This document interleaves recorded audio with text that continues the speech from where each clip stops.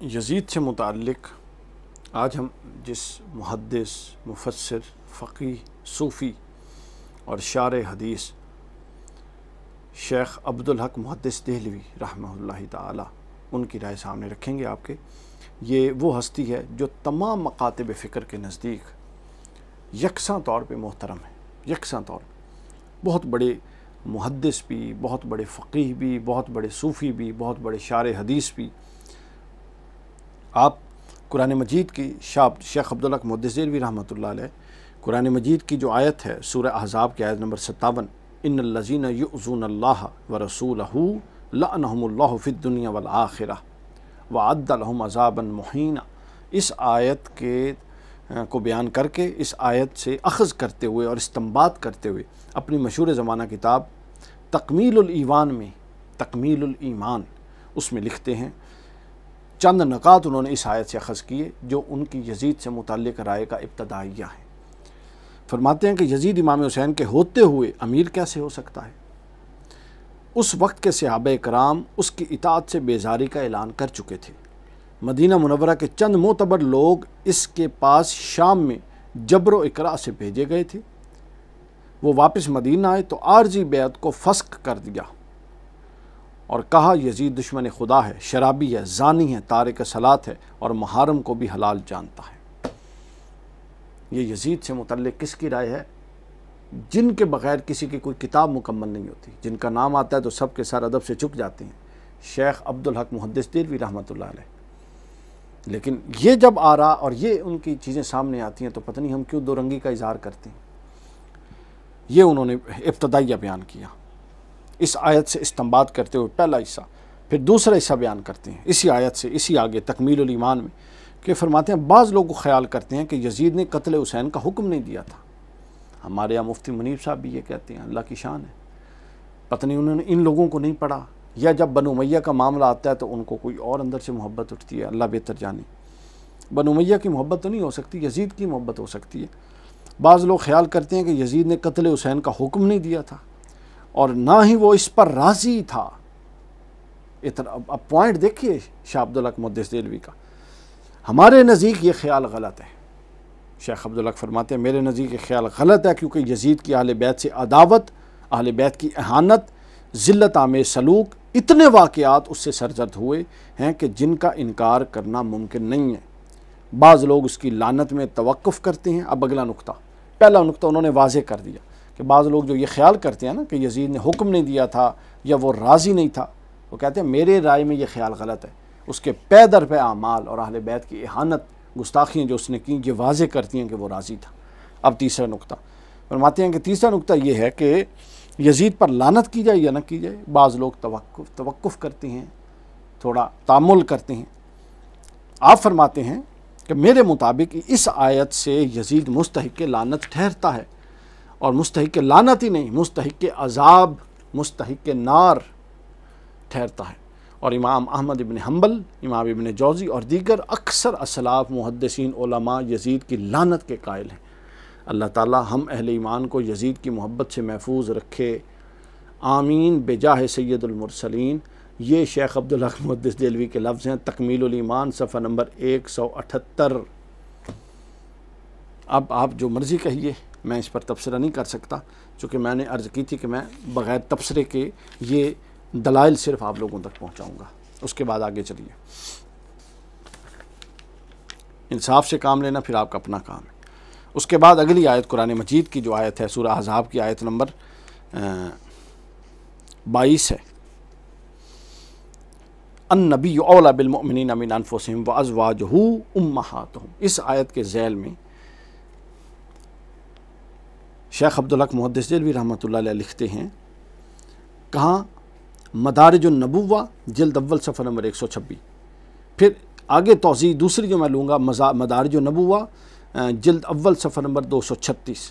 بیان فرماتے ہیں کہ فیصلے خداوندی کے مطابق نبی اکرم صلی اللہ علیہ وسلم کی تمام ازواج مطہرات ہر ایک کلمہ گو صاحب ایمان کے لیے ماں کی حیثیت رکھتی ہیں، اور حکم خداوندی حرمت امہات المومنین کے تحت تا ابد ہے. امہات المومنین کے لیے کہ وہ ہر مرد کے لیے حضور کے بعد حرام ہے تا ابد، ہمیشہ ازل سے نازل ہوئی ہے، یہ مطلقاً حرام ہے۔ اور ماں بہن محرمات دائمہ کے متعلق ایسا خیال کرنے والا بے حیا، ملعون، راندہ درگاہ، اخبث الخبیثین اور کائنات کا سب سے بڑا ذلیل رذیل آدمی یزید تھا۔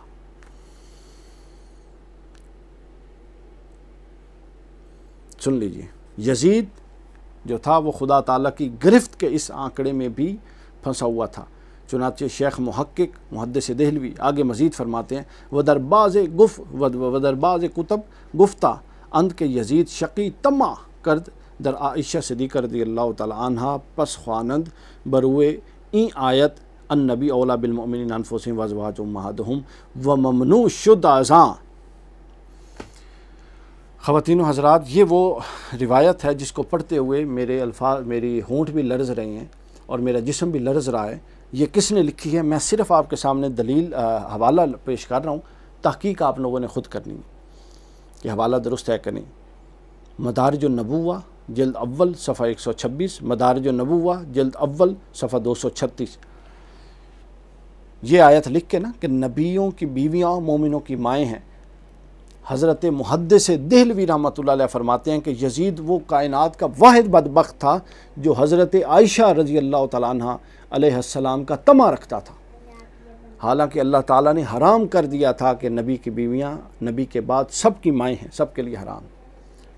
سرکار غور کیے، یعنی یہ وہ کہتے ہیں واحد شخص تھا جو حضور کے وصال کے بعد حضرت عائشہ رضی اللہ تعالیٰ عنہ کے لیے طمع رکھتا تھا۔ اس سے بڑی بھی بدبختی کوئی ہے؟ اور ابھی ہمارے مولویوں کو نظر نہیں آتی اس کی کوئی خامی، اور خاص طور پہ اللہ اہل کراچی پر رحم کرے۔ اور بعض کتابوں میں یہاں تک کہا گیا کہ یزید شکین ام المومنین کے بارے میں طمع کی معاذ اللہ، تو لوگوں نے یہ آیت پڑھ کر اس کے لعنت ملامت کی اور اس کو باز رکھا۔ یہ شیخ عبدالحق محدث دہلوی کہہ رہی ہیں۔ پس ثابت ہوا کہ یزید پلید حلال و حرام کی پرواہ سے بالکل نکلا ہوا تھا، اور یہ مختصر رسالہ جو ہے آگے وہ بیان کرتے ہیں کہ اس کی تو یہ نہیں کر سکتا۔ اس کے بعد یہ والی روایت جو ہے اس کا حوالہ مزید بھی بیان کیجیے، چونکہ یہ بڑی حساس بات ہے، یہاں سے گزرنا مناسب نہیں۔ مزید حوالے بھی اس کے نوٹ کر لیجئے۔ مستدرک حاکم جلد 3 صفحہ نمبر 522۔ یہی بات ہے حضرت عائشہ صدیقہ رضی اللہ تعالیٰ عنہ کے حوالے سے یزید کی یہ رائے۔ اس کے بعد الاصابہ فی تمیز صحابہ جلد 3 صفحہ نمبر 469۔ اس کے بعد تذکرۃ الخواص الامہ صفحہ نمبر 299۔ پھر الصواعق المحرکہ صفحہ نمبر 221۔ پھر تکمیل الایمان میں یہ بات دوبارہ حضرت شاہ ولی اللہ نے لکھی، صفحہ نمبر 178۔ تاریخ الخلفاء صفحہ نمبر 305۔ فتاوی عبد الحی صفحہ نمبر 79۔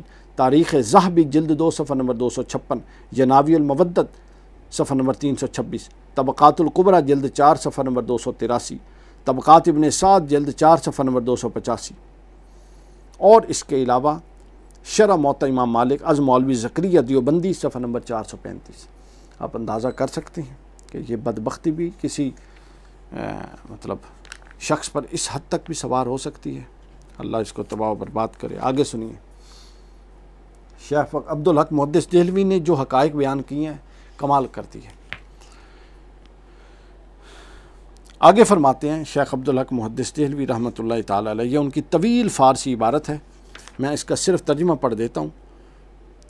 جذب القلوب الی دیار المحبوب صفحہ نمبر 44 پر پوری طویل عبارت ہے کہ اپنا در زمان یزید پلید بعد از قتل امام حسین علیہ السلام وقوع یافتہ واقع ہررا است۔ اب واقع ہررا اور اس کے بعد شہادت امام حسین کے بعد کے واقعات انہوں نے بیان کیے ہیں کہ سانحہ کربلا کے بعد یزید کے زمانے میں، یہ میں لفظ بلفظ ترجمہ پڑھ رہا ہوں، سانحہ کربلا کے بعد یزید کے زمانے میں سب سے بڑی برائی واقع ہررا کا وقوع تھا، جو 28 ذوالحجہ 63 ہجری بروز بدھ ہوا۔ حضرت سید عالم ایک دفعہ باہر تشریف، حضرت سید ابرار صلی اللہ علیہ وسلم باہر تشریف لے گئے، جب مقام ہررا پر پہنچے تو کھڑے ہو کر آپ نے بلند آواز میں فرمایا انا للہ و انا الیہ راجعون، اور فرمایا اس سنگستان میں میری امت کے بہترین لوگ اس ایریے میں شہید ہوں گے، بہترین لوگ۔ اب رسول اللہ کی زبان سے پتہ لگا کہ یزید امت کے بہترین لوگوں کا قاتل ہے، اور حضور کی دور میں بہترین لوگ کون تھے؟ سارے صحابہ تھے۔ اب جو صحابہ کا قاتل ہو، یہاں تو صحابہ کرام کی ادنیٰ سی گستاخی ہو جائے تو ہم سڑکوں پہ نکل آتے ہیں، تو جو صحابہ کا قاتل تھا اس کو ہم کیا کہہ سکتے ہیں؟ اور وہ بے شرم لوگ بھی ہیں کچھ، وہ مولوی عبدالعزیز اینڈ کمپنی جو کہتے ہیں میں نے استخارہ کیا اور مجھے استخارے میں آیا ہے کہ یزید کو رحمۃ اللہ علیہ کہا جائے. ان کو بتائیں کہ ان کی ماں کے بارے میں وہ کیا سوچا کرتا تھا.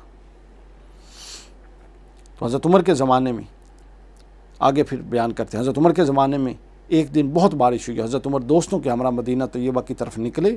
جب حرہ کے مقام پر پہنچے تو حضرت کعب آباد نے کہا خدا کی قسم تورات میں ہے کہ اس وادی میں جس طرح آج پانی بہہ رہا ہے ایک وقت یہاں خون بہے گا. جب یزید نے مسلم بن عقبہ کے ذریعے حکومت فوج کو بھیجا اور انہوں نے اہل مدینہ کا خون بہایا. آگے سنیے. عثمان بن محمد جو اس وقت یزیدی والی مدینہ تھا, اس نے مدینہ کے معززین کی ایک جماعت یزید کی طرف روانہ کی. یزید نے ان کو 1,00,000 درہم ایک فرد سے, یہ بدعت جو ہے یہ حضرت معاویہ کے دور میں شروع ہوئی کہ مال دے کر بیعت لی جائے, اس سے پہلے نہیں تھی. جب یہ جماعت واپس مدینہ منورہ پہنچی تو یزید پلید کے سب و شتم میں زبان کھولی اور اس کی بے دینی, شراب نوشی, فسق فجور, کتوں کے ساتھ کھیلنا اور اس طرح کی دیگر برائیوں کا ذکر کیا اور اس کی بیعت توڑ ڈالی. اب دیکھیں وہ کیسے سچے لوگ تھے اہل مدینہ. اس نے ایک فرد کو 1,00,000 اشرفیاں دی اور اہم درہم دیے, اور وہ واپس آئے تو انہوں نے 1,00,000 درہم کی کوئی پرواہ نہیں کی, اس کو بھی اٹھا کے پھینکا اور اس کا اصل کرتوت بتا دیے, بیعت کو توڑ دیا. اس کے بعد اس وفد کے ایک رکن نے فرمانے لگے کہ بے شک اس نے مجھے 1,00,000 درہم کا نذرانہ دیا, لیکن یہ نذرانہ مجھے سچ کہنے سے باز نہیں رکھ سکتا. میں سچ بتاتا ہوں. صحابی یہ تھے, یہ حضرت منذر بن زبیر ان کا فرمان ہے. میں سچ بتاتا ہوں اور سچ یہ ہے کہ یزید شراب پیتا ہے. چنانچہ اہلیان مدینہ میں جب یزید کا فسق اور فجور ظاہر ہو گیا تو انہوں نے اس کی بیعت کو توڑ ڈالا. یہ سب کون لکھ رہا ہے؟ شیخ عبدالحق محدث دہلوی. سب سے پہلے عبداللہ بن عمر نے اپنا امامہ اتار کر پھینکا اور کہا میں نے جس طرح میں نے اپنا امامہ, عبداللہ بن عمر نے بھی بیعت توڑی. بعض لوگ کہتے ہیں نا کہ حضرت عبداللہ بن عمر روکتے پھرتے تھے, وہ اور تناظرات کی چیزیں. اسی طرح میں نے یزید کی بیعت کو اپنی سر سے اتارتا ہوں کیونکہ وہ دشمن خدا ہے اور ہمیشہ شراب کے نشے میں مخمور رہتا ہے. پھر ایک اور آدمی اٹھا اور اس نے کہا میں اپنا جوتا اتار کر پھینکتا ہوں, اور کہا اسی طرح میں یزید پلید کی بیعت اتار کے پھینکتا ہوں. یعنی اشارتاً پھینکتا کوئی بھی بندہ, اور استعارتاً کہتا کہ یوں میں نے اس کی بیعت اتار کے پھینک دی. پھر سب نے اس طرح کرنا شروع کر دیا. اہل مدینہ سے ایک شخص نے اس کی بیعت توڑ دی. کسی نے امامہ پھینکا, کسی نے جوتا پھینکا, حتیٰ کہ مجلس میں اماموں اور جوتوں کا ڈھیر لگ گیا. جب اب یہ اہل مدینہ, یہ وہ موقع تھا کہ اہل مدینہ نے یزید کی بیعت تقریباً تمام لوگوں نے توڑ دی. اس کے بعد جب یزید کو اہل مدینہ کے اس کا علم ہوا اس عمل کا, تو اس نے مسلم بن عقبہ بدبخت کے زیر کمان شامیوں کا ایک بڑا لشکر اہل مدینہ سے جنگ کے لیے بھیجا تاکہ اہل مدینہ کو نہایت بے دردی سے قتل کرے اور جتنی شدت اور جتنی سختی کر سکتا تھا کرے. مسلم بن عقبہ نے مدینہ منورہ پہنچ کر 3 دن تک حرم نبوی صلی اللہ علیہ وسلم کی بے حرمتی کی اور بے دینی کی حد کر دی. 1,700 آدمیوں کو, مہاجرین, انصار, علماء, تابعین کو شہید کیا. 1,700 لوگ مارے گئے. یا صحابی تھے, یا تابعی تھے, یا صحابیوں کی بیٹیاں تھیں, یا صحابیوں کی بیویاں تھیں. اس کے بعد عورتوں اور بچوں کو, اس کے علاوہ عوام میں سے 2,000 کے قریب آدمیوں کو مار ڈالا گیا. اس کے بعد 700 حفاظ قرآن شہید کر دیے گئے. نیز قوم قریش کے 97 افراد کو ظلم کی تلوار سے ذبح کیا گیا. فسق و فجور اور زنا کو مباح کر دیا گیا. اور اس واقعے کے بعد 1,000 کنواری لڑکیاں مدینہ کی پردہ نشین عورتیں جو کبھی گھر سے نہیں نکلیں تھیں, انہوں نے جب 3 دن اس کو مباح کیا تھا تو 1,000 مدینہ کی کنواری اور معصوم لڑکیاں زنا سے حاملہ ہو گئی تھیں. آپ اندازہ کر لیجئے, صحابہ کی بال کی گستاخی ہو تو یہ سڑکوں پہ نکلنے والے, یہ صحابہ کی بیٹیوں کی عزتیں لوٹا کرتا تھا. یہ جو آپ کا ہے جس کو آپ امیر المومنین کہتے ہیں, ہماری قوم میں معیارات ہی بدل گئی ہیں. کچھ لوگوں پر ایسی بغیرتی مسلط ہو گئی ہے, ان کو پتہ نہیں اب یزید کے ساتھ ان کا رشتہ کہاں سے نکل آیا ہے کہ ان کو یہ سب ظلم اور سب زیادتیاں ایک طرف نکل گئی ہیں. اچھا, ایک صحابی کا بیٹا, نوح علیہ السلام کا بیٹا اگر ان کے اہل کے قابل نہیں تھا, اللہ نے اٹھا کے باہر پھینک دیا. یہ کیا جواز ہے کہ حضرت معاویہ کا بیٹا تھا, اور یہ کیا جواز ہے کہ حضرت معاویہ اگر وہ چنگا ہوتا جی حضرت معاویہ اس کو حکومت نہ دیتی اگر برا ہوتا. کیا تماشا ہے اس بات کا. یہ اس کا کردار تھا. اس کے بعد آگے لکھتے ہیں شیخ عبدالحق محدث دہلوی، وہ اپنے گھوڑے مسجد نبوی میں باندھتا تھا، اس کے بعد مسجد نبی کا وہ حصہ جس کے متعلق حدیث میں آیا یہ جنت کے باغوں میں سے باغ ہے، ماں بین بیتی و منبری روضۃ من ریاض الجنہ، یہ متفق علیہ بھی ہے، مشکات کی بھی ہے، فرمایا یہ وہ جگہ ریاض الجنہ تھی جو گھوڑوں کے لید اور پیشاب سے تر ہو گئی تھی۔ اکثر آدمیوں کو اس طرح قید میں رکھا گیا کہ 3 دن تک پانی اور خشب اور غذا تک نہیں دی گئی۔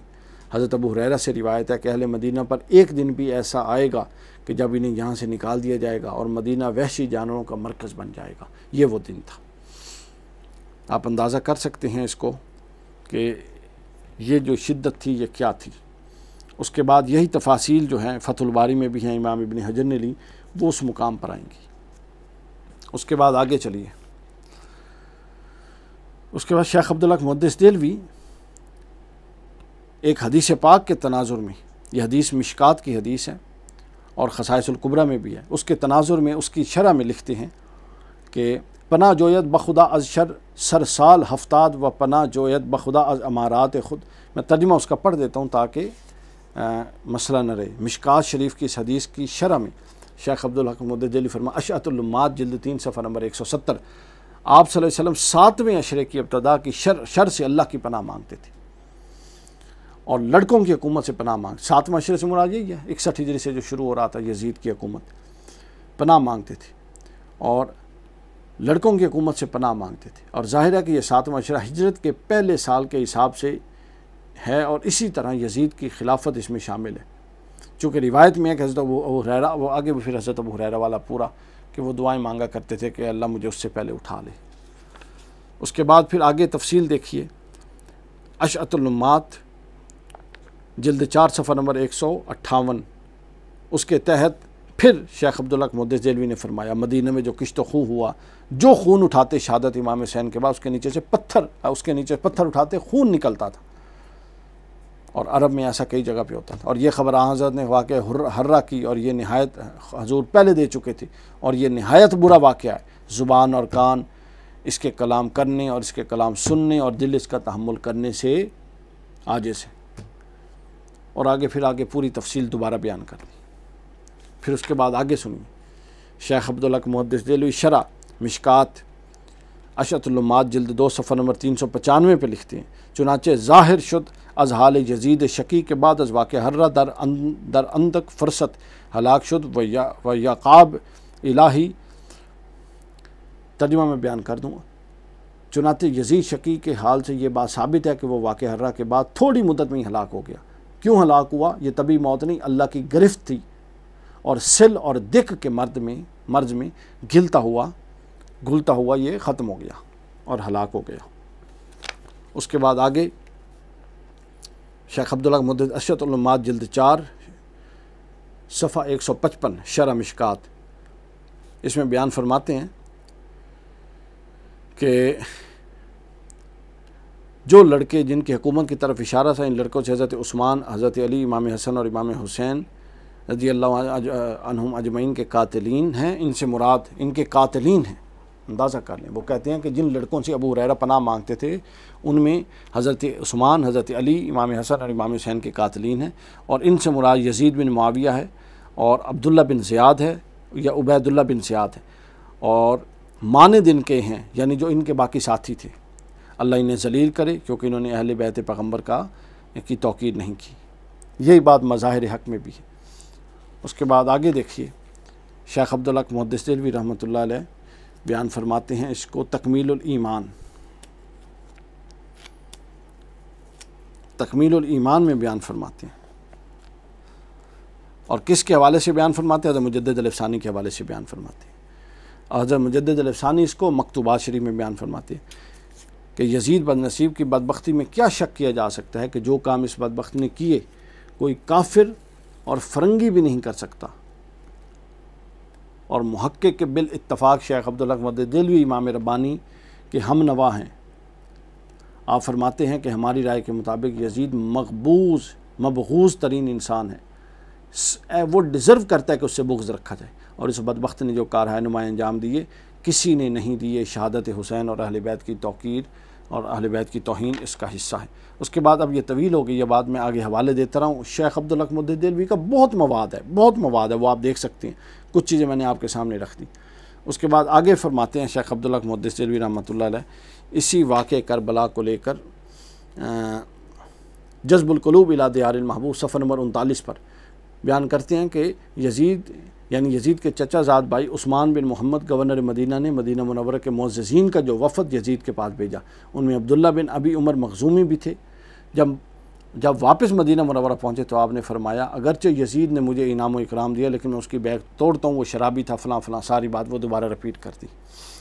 اس کے بعد آگے شیخ عبداللہ محدث دہلوی رحمۃ اللہ علیہ بیان فرماتے ہیں، اشعۃ المعاشرہ مشکات جلد 4 صفحہ 155، حضرت ابو ہریرہ کی روایت لکھی کہ وہ پناہ مانگتے تھے 60 ہجری اور لڑکوں کی حکومت، اور اس کے بعد پھر اس کی پوری تفصیل آگے بیان کر رہے ہیں۔